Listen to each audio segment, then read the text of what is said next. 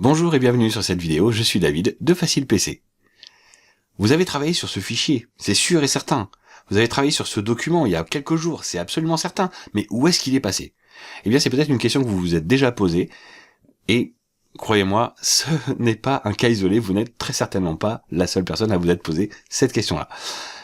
Il se peut que parfois certains fichiers qu'on ait enregistrés soient rangés, mais qu'on ait oublié où c'était. Voire même, dans certains cas, on l'a supprimé par mégarde. Eh bien, dans cette vidéo, je vous propose de voir comment retrouver ces fameux fichiers avec différentes astuces qui permettent de trouver un certain nombre de fichiers de certaines façons. Pour commencer, la première chose que je vous propose, c'est d'aller vérifier dans la corbeille si tout simplement nous n'avons pas supprimé le fichier. En effet, quand on supprime un fichier, il va d'abord dans la corbeille, et seulement quand on vide la corbeille, ce fichier est réellement détruit et éliminé de l'ordinateur. Donc, cette corbeille va peut-être nous permettre de rattraper un peu les choses. La corbeille, je l'ai ici directement sur le bureau. Si je double-clique sur cette icône, j'obtiens donc le contenu de ma corbeille. Et pour récupérer les choses qui s'y trouvent, eh bien, je peux déjà tout simplement consulter la liste des fichiers qui sont présents dans ma corbeille, et je peux bien entendu également faire des recherches. Nous allons creuser cette option de recherche un petit peu plus loin. Mais si je trouve directement le fichier qui m'intéresse, eh bien, je peux le restaurer. Par exemple, supposons que ce soit ce fichier-là, je peux cliquer avec le bouton droit de la souris, et demander tout simplement à le restaurer. Il sera alors extrait de la corbeille et replacé à son emplacement d'origine. Ici, c'était dans mon dossier document. Je peux également le faire depuis le menu de cette fenêtre. Alors, chez moi, le menu a été masqué. Pour le rendre visible, je vais tout simplement venir ici sur ce petit chevron pour développer le ruban, ici, qu'on appelle ce menu principal qui s'appelle le ruban. Si je clique donc sur un fichier, eh bien je peux là aussi, vous voyez, restaurer l'élément sélectionné. Je peux également restaurer tous les éléments pour récupérer tous les fichiers de ma corbeille. Si je sélectionne plusieurs fichiers à la fois, eh bien, je peux, en sélectionnant ça, restaurer uniquement ceux que j'ai choisis. Depuis ce ruban, je peux également vider la corbeille, mais ce n'est pas l'objet de cette vidéo et je vous propose de ne pas le faire tout de suite, parce que, tout simplement, peut-être que nous n'avons pas encore retrouvé le fichier que nous voulions. Très bien. En faisant ça, je vais renvoyer les documents à leur place, ou les fichiers à leur place.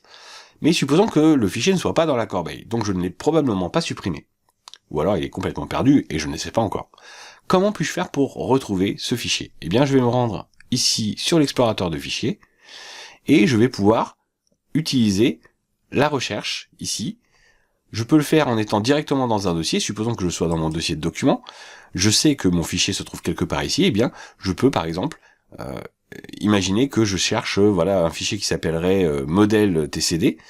Je l'ai évidemment là sous les yeux, mais supposons que je ne le vois pas, il est noyé dans la masse avec tout un tas d'autres fichiers. Je me souviens que dans son nom il y avait les lettres TCD par exemple, et bien je peux venir ici et taper TCD et appuyer sur Entrée. Et si je fais Entrée, eh bien je retrouve le fameux fichier qui s'appelle modèle TCD. Je peux refermer ma recherche.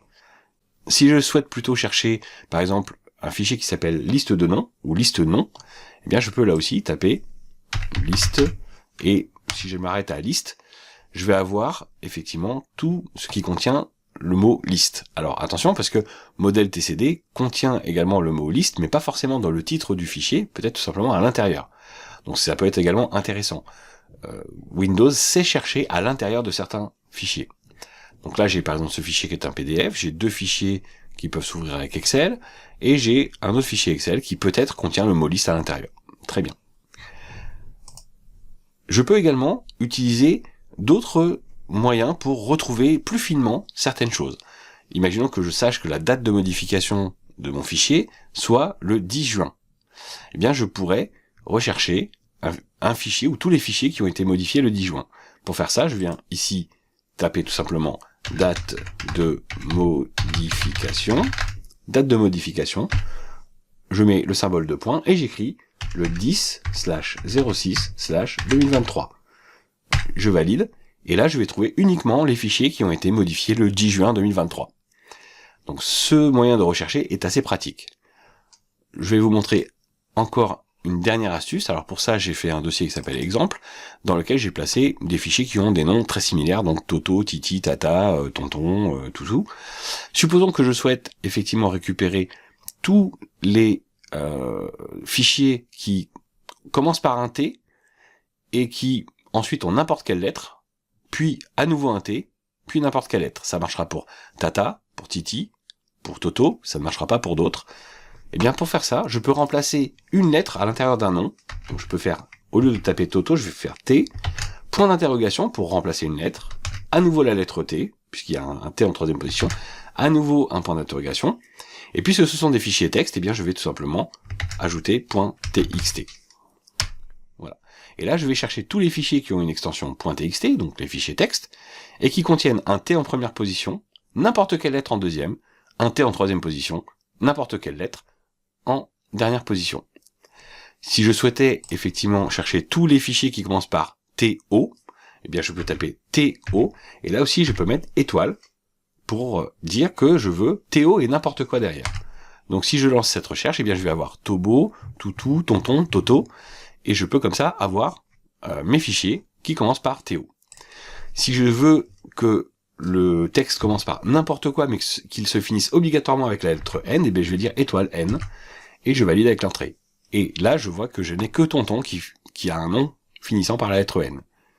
Si je cherche tous les fichiers qui sont des textes, eh bien je peux chercher .txt. .txt me permettra de trouver tous les fichiers de type texte. Si les fichiers que je cherche sont des PDF, eh bien je pourrais le faire, donc là je vais remonter dans mes documents. Si je souhaitais renvoyer uniquement les fichiers PDF, eh bien là pareil je pourrais faire .pdf. Et en faisant .pdf, je suis sûr de ne trouver que les fichiers qui sont des fichiers PDF. Très bien, nous avons vu plusieurs façons de retrouver les choses, alors soit en tapant le nom, en tapant un texte peut-être présent dans le document, en tapant point et l'extension du fichier, en mettant des sortes de symboles comme l'étoile pour remplacer n'importe quel texte de n'importe quelle longueur, ou le point d'interrogation pour remplacer une lettre bien précise. Nous avons également utilisé la date de modification comme étant un des critères pour faire nos recherches.